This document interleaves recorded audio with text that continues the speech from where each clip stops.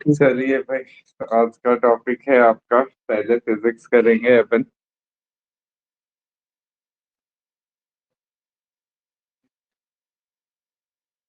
क्या बोल रहा है, कलर प्रिंटेड चाहिए?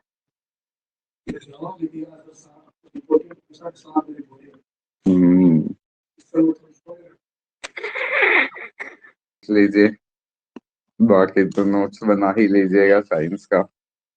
कहीं कि 1 घंटा 1.5 घंटा क्लास एक सब्जेक्ट का बहुत ज्यादा हो जाता है। हम अपने देखते हैं बोर होने लगता है।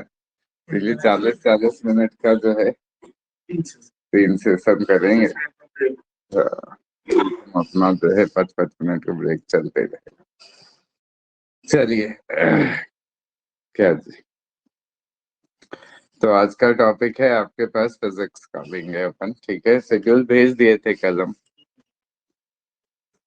तो सबसे पहला चीज जो हम लोग आज पढ़ने वाले हैं बेसिकली वो है इलेक्ट्रिसिटी। ठीक है, क्लास 10th का एनसीईआरटी आप पढ़ सकते हैं। अच्छा है। नोट्स तो है ही। ठीक है। तो इसके बारे में आपको क्या क्या चीजें याद होनी चाहिए। ठीक है, तो सबसे पहला चीज, जब इलेक्ट्रिसिटी हम लोग पढ़ेंगे तो किसके बारे में पढ़ेंगे? चार्ज के बारे में। किसके बारे में? चार्ज। ये चार्ज है क्या? तो कहता है चार्ज बेसिकली एक फंडामेंटल क्वांटिटी होती है। क्या होती है? Charge fundamental quantity. जो किसके लिए रिस्पॉन्सिबल है? तो इलेक्ट्रिकल फेनोमेनन। ठीक है। और वो इलेक्ट्रिकल फेनोमेनन आपका इलेक्ट्रिक फील्ड भी हो सकता है, इलेक्ट्रिक फोर्स भी हो सकता है, इलेक्ट्रिक पोटेंशियल भी हो सकता है। तो ये तीन चीजों के लिए रिस्पॉन्सिबल होता है आपका क्या? तो चार्ज। ठीक है। पहला पॉइंट तो यही आपको याद रखना पड़ेगा कि चार्ज क्या है। तो एक फंडामेंटल क्वांटिटी है जिसके वजह से इलेक्ट्रिकल फेनोमेनन्स आपके जनरेट होते हैं। और इलेक्ट्रिकल फेनोमेनन्स में आपका इलेक्ट्रिक फील्ड है, इलेक्ट्रिक फोर्स है और इलेक्ट्रिक पोटेंशियल है। अब दूसरी चीज जो अपने पास है कि चार्ज आखिर डेवलप कैसे होता है। ठीक है। क्योंकि अपने को पता है कि एटम क्या है? न्यूट्रल है। ठीक है, एटम क्या होता है? न्यूट्रल। तो एटम न्यूट्रल क्यों होता है? क्योंकि इसके अंदर, एटम के अंदर तीन चीजें होती है। ठीक है, एटम के कितने पार्ट्स होते हैं? तीन चीजें। एक होता है इलेक्ट्रॉन, एक होता है प्रोटॉन और एक होता है न्यूट्रॉन। जिसमें प्रोटॉन और न्यूट्रॉन आपके रहता है कहाँ पे? तो न्यूक्लियस में। कहाँ पे रहता है? न्यूक्लियस के अंदर। और ये जो आपका इलेक्ट्रॉन होता है वो ऑर्बिट के अंदर क्या करता रहता है? घूमता रहता है। ठीक है, इलेक्ट्रॉन कहाँ घूमता रहता है? तो ऑर्बिट के अंदर। अब जितना आपके पास इलेक्ट्रॉन है उतना ही प्रोटॉन है। इसीलिए आपका एटम क्या हो जाएगा? न्यूट्रल हो जाएगा। क्या हो जाएगा? न्यूट्रल। ठीक है। लेकिन अगर हम लोग बात करें तो फिर चार्ज डेवलप कैसे होता है? तो कहता है चार्ज जो आपका डेवलप होता है due to transfer of electron. किसके वजह से चार्ज डेवलप होता है? तो इलेक्ट्रॉन के ट्रांसफर के वजह से। ठीक है। अब अगर कोई बॉडी एक है आपके पास ए और दूसरी बॉडी है आपके पास, वो क्या है? बी। अब एक इलेक्ट्रॉन आपका अगर शिफ्ट हो रहा है ए से बी तक, तो ए से जा रहा है और बी तक पहुंच रहा है, तो ए पे कौन सा चार्ज हो जाएगा? पॉजिटिव। और बी पे कौन सा चार्ज हो जाएगा? नेगेटिव। यानी जो बॉडी इलेक्ट्रॉन लूज करती है उस पे पॉजिटिव चार्ज, और जो बॉडी इलेक्ट्रॉन गेन करती है उस पे निगेटिव चार्ज होता है। कोई कंफ्यूजन नहीं है यहाँ तक? अब एग्जाम में अगर आपसे पूछ दे कि भैया क्या मास भी चेंज होता है, ठीक है, तो अपन कहेंगे हाँ। ठीक है, क्योंकि कुछ ना कुछ तो मास इलेक्ट्रॉन का होगा। तो मास ऑफ इलेक्ट्रॉन जो होता है आपके पास, ठीक है, वो क्या होता है? 9.1 इंटू 10 टू द पावर -31। ठीक है, किलोग्राम। तो कुछ ना कुछ तो चेंज होगा। ठीक है, क्योंकि जिस हिसाब से बीपीएससी अब ऑप्शंस आपको देती है इतना स्पेसिफाई करके, ठीक है, तो आपको ये चीज मार्क करके रखना पड़ेगा कि अगर 5 इलेक्ट्रॉन भी गया तो कुछ ना कुछ तो मास क्या हुआ? चेंज हुआ। नेग्लिजिबली वो बहुत कम है, ठीक है, लेकिन चेंज होगा। ठीक है, क्योंकि इलेक्ट्रॉन ट्रांसफर हो रहा है। यानी कि पॉजिटिव चार्ज के पास जो है लेस मास होता है देन एटम, और नेगेटिव चार्ज के पास ज्यादा मास होता है, क्योंकि पॉजिटिव के पास क्या है, लेस इलेक्ट्रॉन है। तभी तो बेचारा पॉजिटिव चार्ज हुआ। और नेगेटिव के पास क्या है, मोर इलेक्ट्रॉन, तभी तो ये क्या हो गया आपके पास, नेगेटिव चार्ज। ये चीज समझ में आ गई, यहाँ तक कोई कंफ्यूजन नहीं। अब आता है आपके पास यूनिट ऑफ चार्ज क्या होगा, तो कहता है यूनिट ऑफ चार्ज होता है कूलम। क्या होता है, कूलम। एसआई यूनिट अगर आपसे पूछे तो आप क्या कहोगे, कूलम्ब होता है। सीजीएस यूनिट अगर आपसे पूछे तो स्टैट कूलम्ब होता है। क्या होता है, स्टैट कूलम्ब। ये चीज समझ में आई। अब कूलम्ब एक साइंटिस्ट थे जिन्होंने एक लॉ भी दिया है जिसके बारे में अपन पढ़ेंगे, ठीक है।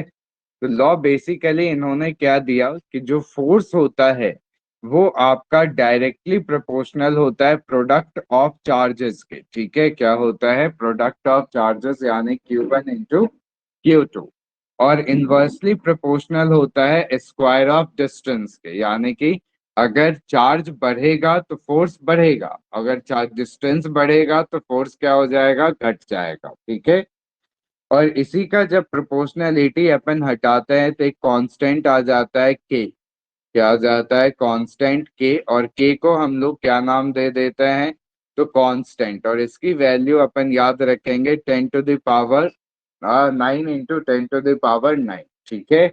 और इसी से आपके पास आता है डिफिनीशन ऑफ चार्ज। क्या आता है, इससे आपके पास डिफिनीशन ऑफ चार्ज कि क्या होगा भैया, डिफिनीशन ऑफ चार्ज।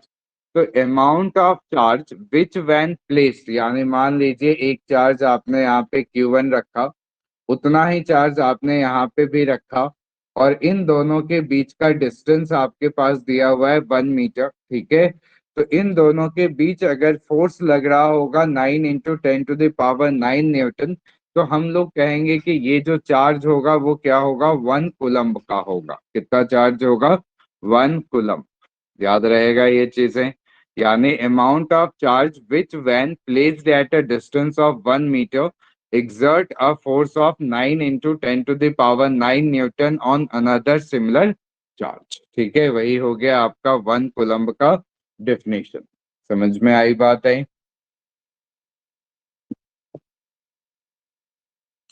अब आता है आपके पास मेथड्स ऑफ चार्जिंग। क्या आता है कि भाई किसी भी चीज को हम लोग चार्ज कैसे कर सकते हैं।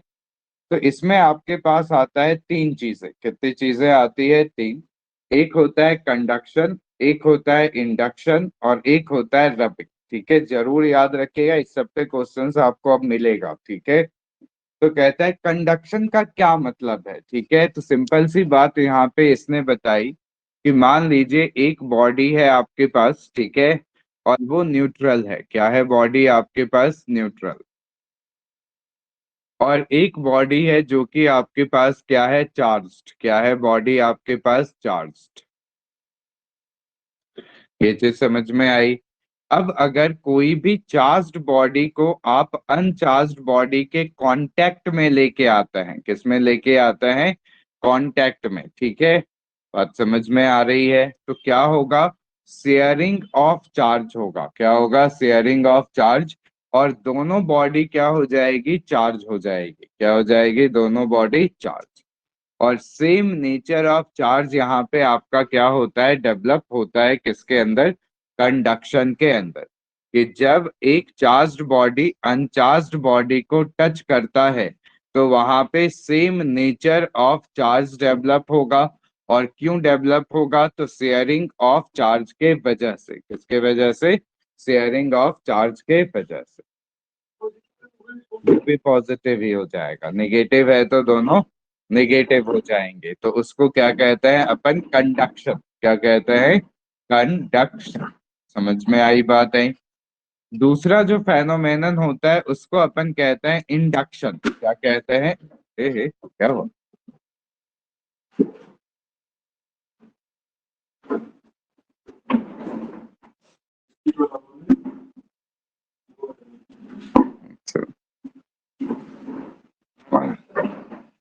तो दूसरा क्या होता है आपके पास, इंडक्शन। इंडक्शन का क्या मतलब है भाई, कि मान लीजिए आपके पास एक चार्ज्ड बॉडी है और एक अनचार्ज्ड बॉडी है।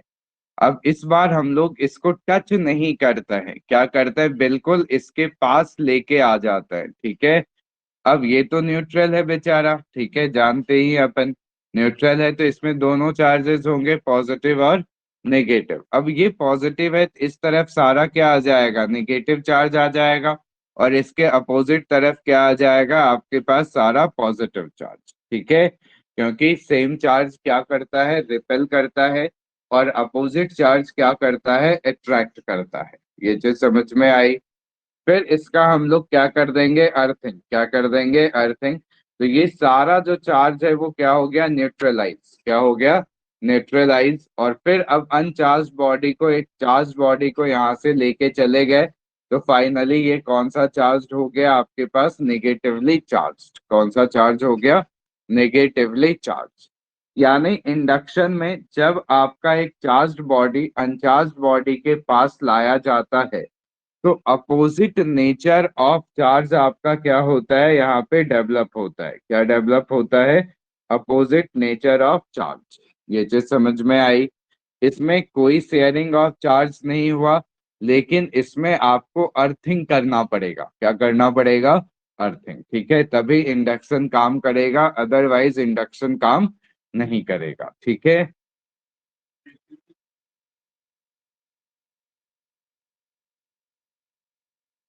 अरे तो सेम, अगर न्यूट्रल है बेटा तो अंदर क्या है, सेम चार्ज, दोनों बराबर है। अब पॉजिटिव लेके जाएंगे तो इसका सब नेगेटिव क्या होगा, एक तरफ आ जाएगा।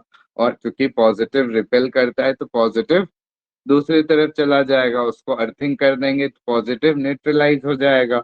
और इसको हटा दिए तो इस पूरे बॉडी पे कौन सा चार्ज हो गया, निगेटिव। अब समझ में आया। तो इंडक्शन के अंदर आपका अपोजिट नेचर ऑफ चार्ज क्या होता है, डेवलप होता है। कोई दिक्कत यहाँ तक आ रहा है समझ में।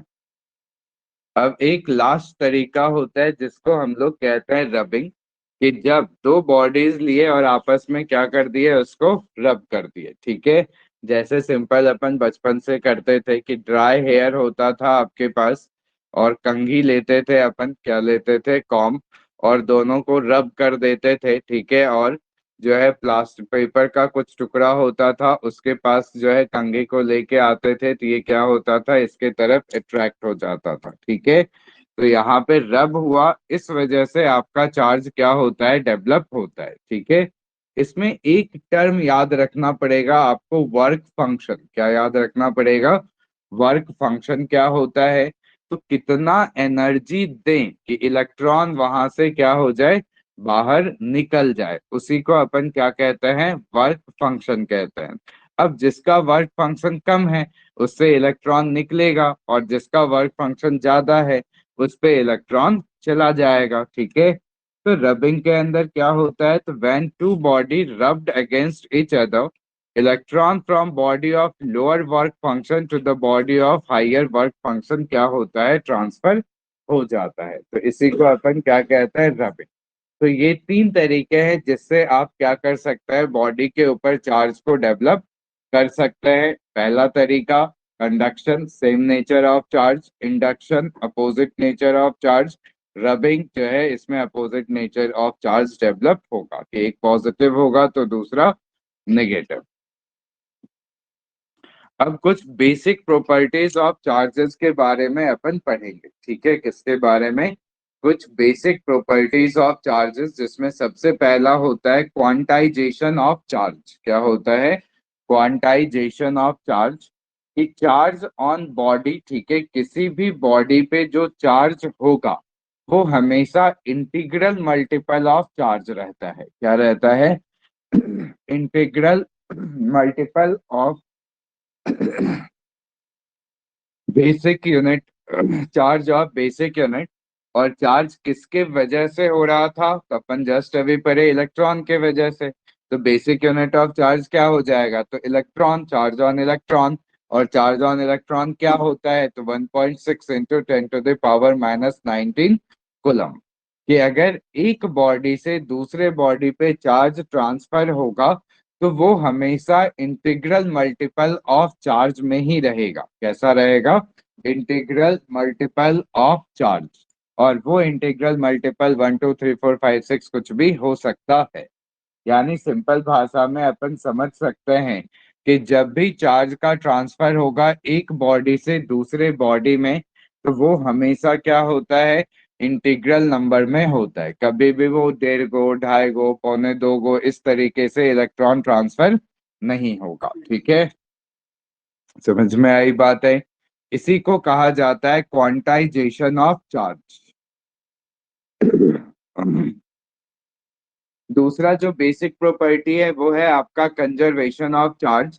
ए charge neither created nor destroyed in isolation. ठीक है, ये चार्ज कभी भी अकेला ना तो बन सकता है कि सिर्फ पॉजिटिव बना या सिर्फ नेगेटिव बना। ठीक है, जब भी होगा तो क्या होगा? Pair production. कि अगर कोई पॉजिटिव बन रहा है, इसका मतलब है कि कोई ना कोई नेगेटिव भी बन रहा होगा। ठीक है, तो उसी को हाँ डिस्ट्रॉय भी होगा। तो इसी तरीके से यानी कि पेयर एनहिलेशन, कि अगर एक चार्ज आपका खत्म हो रहा है तो दूसरा चार्ज भी क्या होगा? खत्म होगा। इसी को अपन क्या कहते हैं? Conservation of charge. तीसरा होता है आपके पास एडिटिविटी ऑफ चार्ज। क्या होता है? Additivity of charge. कि चार्ज जो आपके बॉडी के ऊपर होता है वो integral sum of all charges होता है ऑन द बॉडी। इसमें अपन साइन को कंसीडर करेंगे कि मान लीजिए एक बॉडी है आपके पास, यहाँ पे 4 कूलम चार्ज है, यहाँ पे 3 कूलम चार्ज है, यहाँ पे -1 कूलम चार्ज है। तो टोटल चार्ज क्या हो जाएगा? 7 कूलम -1 कूलम यानी कि 6 कूलम। ये चीज समझ में आई? तो इसी को कहते हैं एडिटिविटी ऑफ चार्ज, यानी अलजेब्रिक सम होता है। क्या होता है? अलजेब्रिक या integral sum of all charges on a body. इसी को क्या कहते हैं? Additivity of charge. Same charge होगा तो रिपल्सन होगा, अपोजिट चार्ज होगा तो अट्रैक्शन होगा। तो ये चीजें आपको ध्यान में रखना है। ठीक है, यहाँ तक चीजें समझ में आ गई? इसके बाद एक कॉन्सेप्ट आपके पास आता है इलेक्ट्रिक फील्ड का। किसका कॉन्सेप्ट आता है आपके पास? Electric field. अब ये जो इलेक्ट्रिक फील्ड का कॉन्सेप्ट है उसका क्या मतलब होता है? तो कहता है कोई भी स्टेशनरी चार्ज अगर आपके पास है तो वो अपने चारों तरफ एक क्या करता है? स्पेस, यानी कि एक ऐसा एरिया डिफाइन करता है जहां पे आप इलेक्ट्रिक फील्ड को महसूस कर सकते हैं। ठीक है, उस फील्ड को, उस स्पेस को, उस एरिया को हम लोग क्या कहते हैं? इलेक्ट्रिक फील्ड कहते हैं। ठीक है, यानी स्पेस अराउंड अ चार्ज जहां पे इसके इन्फ्लुएंस या फिर इसके फोर्स को अनुभव किया जा सकता है, उसको इलेक्ट्रिक फील्ड कहा जाता है। क्या कहा जाता है? Electric field. कोई कंफ्यूजन नहीं? अब इसको अपन रिप्रेजेंट कैसे करते हैं? ठीक है, तो ये चीज आपको ध्यान में रखना है कि इसको रिप्रेजेंट करने के लिए हम लोग किसका यूज करते हैं? इलेक्ट्रिक फील्ड लाइन का। किसका यूज करते हैं? Electric field line. ठीक है, अब इलेक्ट्रिक फील्ड लाइन के बारे में कुछ चीजें जो अपने काम की है कि ये हमेशा कहाँ से ओरिजिनेट होता है? पॉजिटिव चार्ज से। कहाँ से ओरिजिनेट होता है? Positive charge. और टर्मिनेट यानी कि खत्म कहाँ पर होता है? तो नेगेटिव चार्ज पे। कहाँ पे खत्म होता है? नेगेटिव चार्ज पे। कोई दिक्कत नहीं? तो ये चीजें आपको ध्यान में रखना है। अब कोई भी कंडक्टर अगर आपके पास है तो उसके अंदर आपका कोई भी इलेक्ट्रिक फील्ड लाइन नहीं होता है। तो अगर आपसे एग्जाम में पूछ ले किसी कंडक्टर के अंदर इलेक्ट्रिक फील्ड क्या होता है तो आप क्या कहेंगे? जीरो। क्या होता है? जीरो। यानी electric field inside the conductor zero होगा। और इलेक्ट्रिक फील्ड लाइन अगर कोई वहां पे आके टर्मिनेट हो रहा है या वहां से ओरिजिनेट हो रहा है तो वो हमेशा कैसा होगा? Perpendicular to the surface. कैसा होगा वो? Perpendicular to the surface. ठीक है, कभी भी कोई भी दो इलेक्ट्रिक फील्ड लाइन एक दूसरे को क्रॉस नहीं कर सकते हैं। ठीक है, यानी अगर किसी पॉइंट पे दो इलेक्ट्रिक फील्ड लाइन क्रॉस करते हैं तो इसका मतलब है उस पॉइंट पे कितने डायरेक्शंस हो जाएंगे, तो जो कि पॉसिबल नहीं होगा, ठीक है। और कभी भी इलेक्ट्रिक फील्ड लाइन आपका क्लोज्ड लूप भी नहीं बनाते हैं, ठीक है। क्या नहीं बनाते हैं? क्लोज्ड लूप, ठीक है। क्योंकि अगर वो एक क्लोज्ड लूप बनाते हैं, इसका मतलब है कि जहां से ओरिजिनेट हुआ यानी ये पॉजिटिव चार्ज, और जहां पे ये टर्मिनेट हुआ वहां पे नेगेटिव चार्ज, और अब एक ही चार्ज आपका पॉजिटिव भी हो और नेगेटिव भी हो, ये पॉसिबल नहीं है, ठीक है। तो इलेक्ट्रिक फील्ड लाइन ना तो कभी एक दूसरे को क्रॉस करेंगे, ना ही इलेक्ट्रिक फील्ड लाइन कभी भी कोई क्लोज्ड लूप का फॉर्मेशन करते हैं, ठीक है। तो ये चीजें समझ में आ गई। तो इलेक्ट्रिक फील्ड लाइन और इलेक्ट्रिक फील्ड से रिलेटेड कॉन्सेप्ट्स ध्यान में रखेंगे। इसके बाद आता है कुछ डिवाइसेस जिसके ऊपर आपके बार बार एग्जाम में क्वेश्चंस रहता है। जैसे आपके पास एक डिवाइस होता है एम मीटर। कौन सा डिवाइस होता है? M metre. एम मीटर का काम क्या होता है? तो करंट मेजर करता है। क्या मेजर करता है? करंट। इस कैसे इसको कनेक्ट करता है अपन, तो हमेशा ध्यान रखेंगे सीरीज में कि अगर ये सर्किट है तो यहाँ पे आपके पास क्या होता है, एम मीटर लगाएंगे, और यहाँ पे ये सीरीज में होता है। और इसकी रेसिस्टेंस क्या होती है? लो। क्या होती है इसकी रेसिस्टेंस? लो। वोल्ट मीटर की बात करें तो वोल्ट मीटर हमेशा कैसे कनेक्ट होता है? पैरेलल में। कैसे कनेक्ट होता है? पैरेलल के अंदर, ठीक है। और इसकी जो रेसिस्टेंस होती है वो क्या होती है? काफी हाई होती है। क्या होती है इसकी रेसिस्टेंस? हाई। ये चीज समझ में आ गई।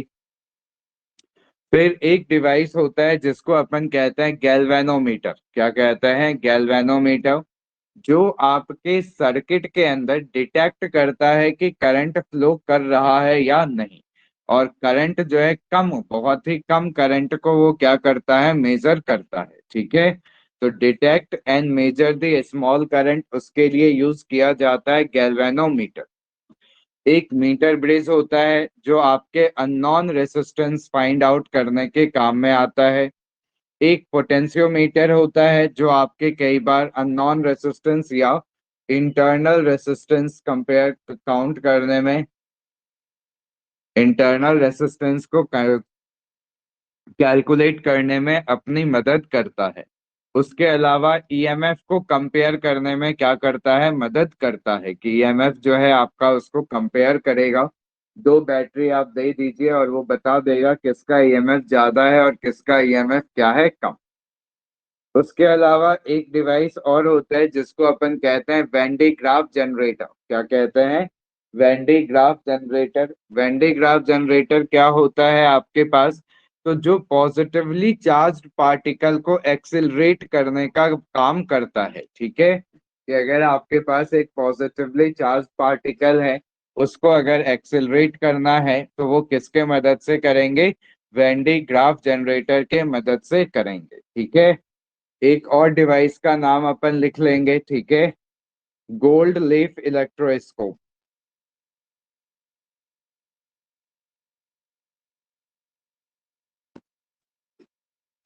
गोल्ड लीफ इलेक्ट्रोस्कोप का क्या काम होता है आपके पास? तो ये आपका डिटेक्ट करता है कि कोई बॉडी चार्ज है या नहीं है।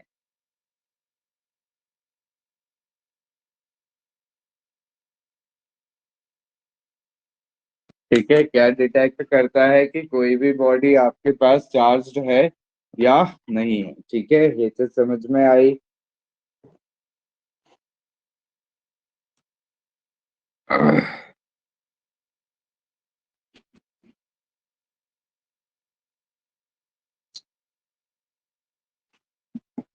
चलिए, तो ये सारी चीजें आपको क्या करना है? ध्यान में रखना है, ठीक है।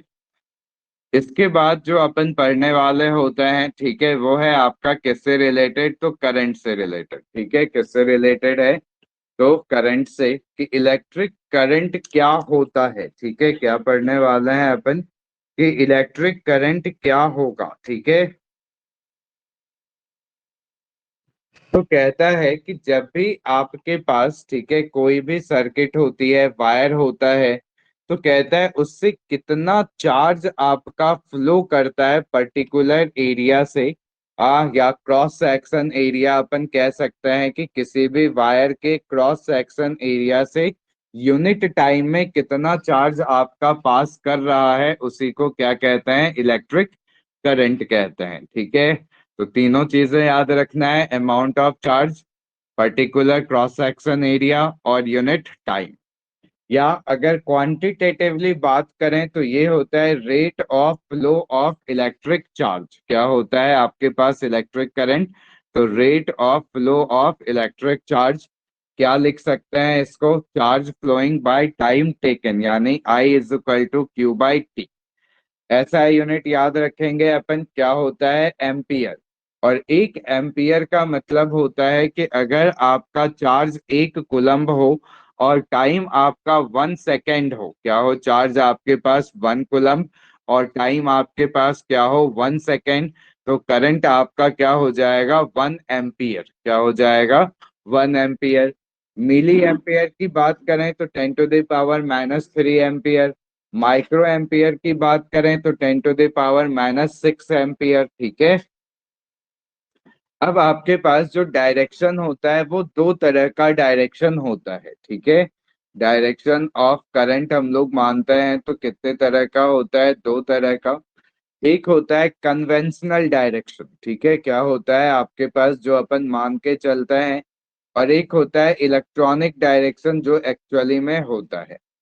तो कहता है कन्वेंशनल डायरेक्शन हमेशा पॉजिटिव से नेगेटिव के तरफ रहता है। ठीक है, कि पॉजिटिव टर्मिनल से नेगेटिव टर्मिनल के बीच में आपका रहेगा, तो उसको कहेंगे अपन कॉन्वेंशनल।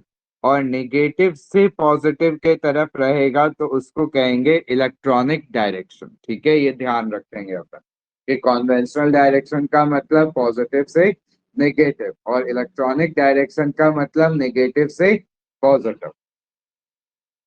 कौन सा इंस्ट्रूमेंट यूज करते हैं, एमीटर, अभी जस्ट आपको बताए कैसे कनेक्ट करते हैं सीरीज से। ठीक है, और इसकी जो रेसिस्टेंस होती है वो क्या रहती है, कम रहती है। ठीक है, लो रेसिस्टेंस।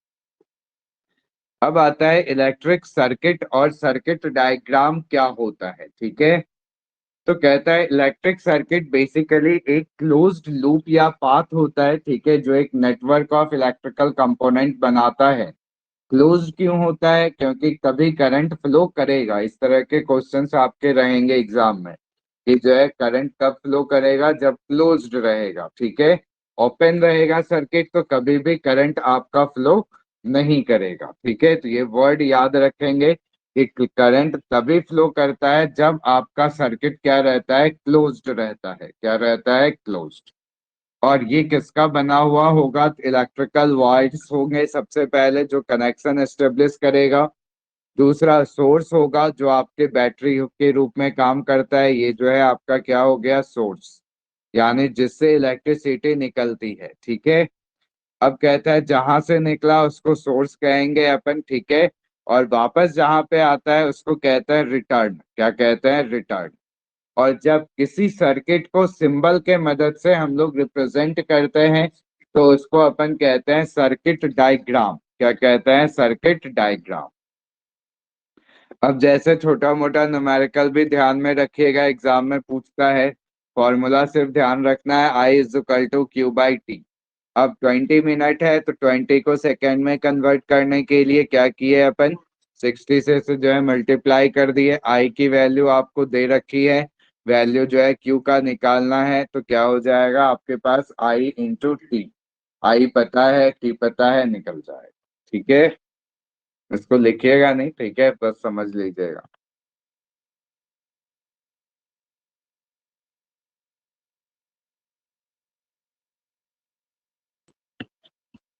अब आता है कुलम्स लॉ जो ऑलरेडी अपन डिस्कस कर चुके हैं।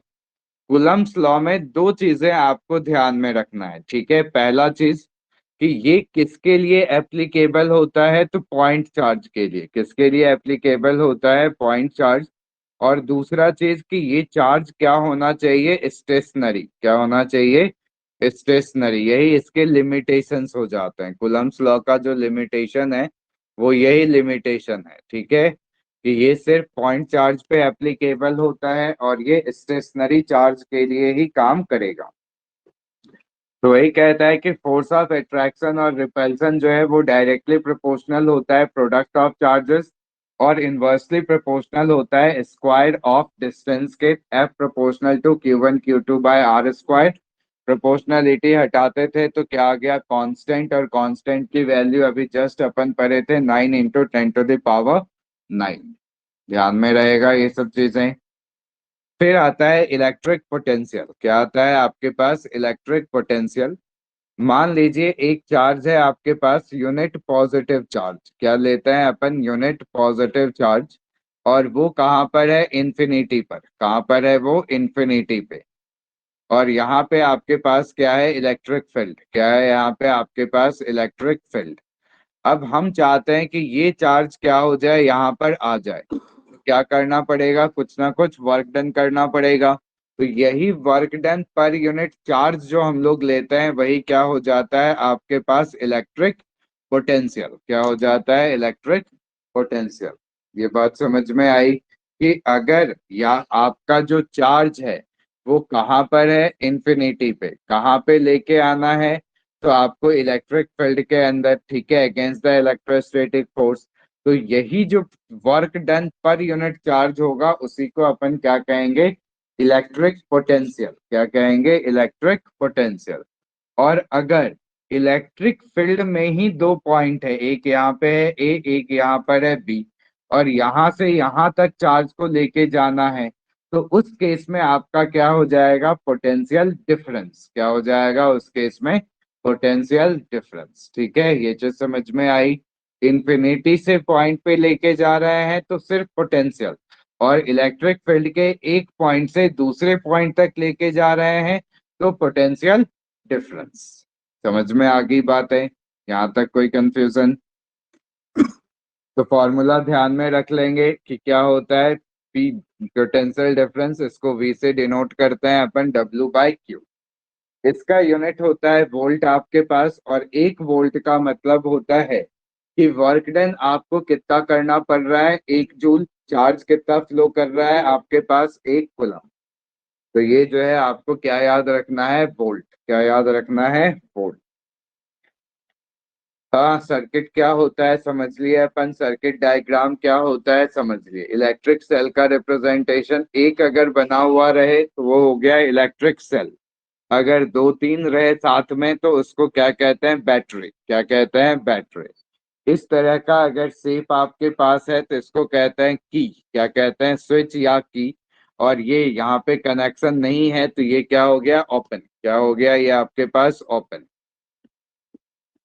वही अगर यहाँ पे ये आपके पास इस तरीके से रहे कनेक्ट किया हुआ तो उसको क्या कहेंगे, क्लोज्ड। वायर में कहीं ज्वाइंट लगा हुआ है, बल्ब का सिंबल होता है ये।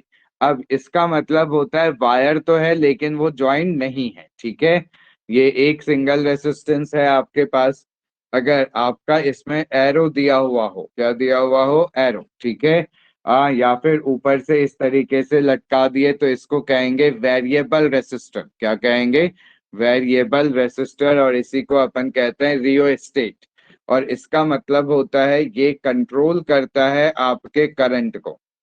किसको कंट्रोल करता है, करंट को इन सर्किट। क्योंकि आगे बढ़ेंगे अपन, रेसिस्टेंस बढ़ेगा करंट घट जाएगा, और रेसिस्टेंस घटेगा तो करंट क्या होगा, बढ़ जाएगा, ठीक है।